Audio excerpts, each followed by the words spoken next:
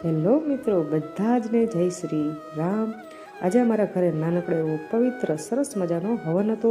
તો શનિવારનો વાર હતો, તો બપોરના મારી શાળા કમ્પ્લીટ થઈ જાય તો હું જે છે પહોંચી ગઈ। જમી કરીને અમે હવનની સંપૂર્ણ તૈયારી કરી દીધી। હવન કુંડને જે છે અમે ફૂલો દ્વારા જે છે અહીંયા શણગારી દીધો।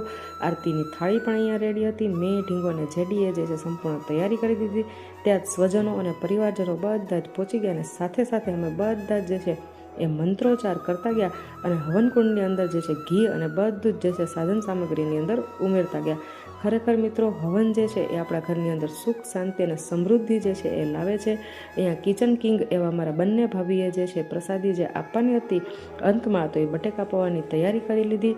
અહીંયા જે છે હવન આપણો સંપૂર્ણ સરસ રીતે જે છે એ પૂર્ણ થયો અને ત્યારબાદ જે છે અમે સાથે મળીને અહીંયા આરતી કરી છે અને સાથે સાથે જે છેલ્લે જે છે એ મંત્રોચ્ચાર પણ કર્યો છે અને બધા જ જે છે એ સ્વજનો અને પરિવારજનોએ સાથે મળીને બટેકા પૌવાની પ્રસાદી લીધી। આવાના આવા ઉના વ્લોગ જોવા હોય તો ચેનલને સબસ્ક્રાઈબ